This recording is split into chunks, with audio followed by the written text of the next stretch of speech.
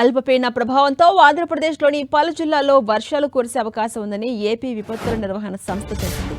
వాతావరణ పరిస్థితులు మారుతున్న నేపథ్యంలో కీలక హెచ్చరికలు జారీ చేసింది వాతావరణ శాఖ. ఉత్తర శ్రీలంక తీరానికి ఆనుకుని నైరుతి బంగాళాఖాతంలో కొనసాగుతున్న అల్పపీడన ప్రభావంతో రాబోతున్న 48 గంటల్లో రాష్ట్రంలోని పలు జిల్లాల్లో వర్షాలు కురిసే అవకాశం ఉందని తెలిపారు. ప్రజలు, రైతులు, పశుకాపరులు వీరంతా కూడా అప్రమత్తంగా ఉండాలని సూచించారు. ప్రస్తుతం నైరుతి బంగాళాఖాతంలో కొనసాగుతున్న అల్పపీడనం మరింత బలపడే అవకాశం ఉంది. దీని ప్రభావంతో ఇవాళ శ్రీకాకుళం నుంచి తిరుపతి వరకు పలు జిల్లాల్లో పిడుగులతో కూడిన వర్షాలు, మోస్తరు వర్షాలు కురిసే అవకాశం ఉందని తెలిపింది. ప్రత్యేకంగా తీర ప్రాంత జిల్లాలతో పాటు రాయలసీమలో కూడా వాతావరణ మార్పులు చోటు చేసుకునే అవకాశం ఉందని వెల్లడించింది. పిడుగుల సమయంలో ప్రజలు బహిరంగ ప్రదేశాల్లో ఉండొద్దని హెచ్చరించారు.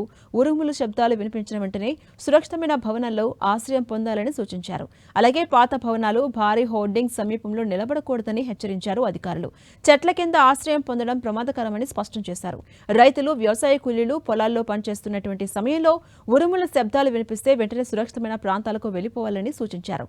ఇక వర్ష సూచనలతో కొన్ని ప్రాంతాల్లో తీవ్ర ఉష్ణోగ్రతలు కూడా నమోదవుతున్నాయని వెల్లడించారు అధికారులు. ముఖ్యంగా అల్లూరు సీతారామరాజు జిల్లా పోలవరం ప్రాంతాల్లో వడగాలుల హెచ్చరిక జారీ చేశారు. ఇక జీకే వీధి, ముంచింగిపట్టు, పెదబైలు, చింతూరు, కూనవరం మండలాల్లో హీట్ అలర్ట్ అమల్లో ఉందని అధికారులు వెల్లడించారు. మరోవైపు రాష్ట్రంలో పలు ప్రాంతాల్లో ఇప్పటికే 40 డిగ్రీలకు పైగా ఉష్ణోగ్రతలు నమోదవుతున్నాయి. విజయవాడ తూర్పులో అత్యధికంగా 42.3 డిగ్రీల ఉష్ణోగ్రత రికార్డైంది.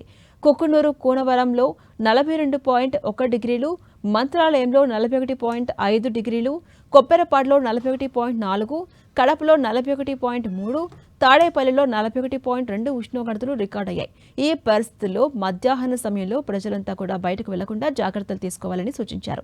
ఇక వడగాల్లో, పిడుగుల నేపథ్యంలో రైతులంతా అప్రమత్తంగా ఉండాలని విజ్ఞప్తి చేశారు.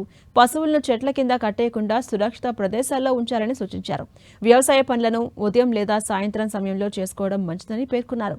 తగినంత నీరు తాగడం, ఎండలో ఎక్కువసేపు పనిచేయకుండా ఉండడం అవసరమని పేర్కొన్నారు.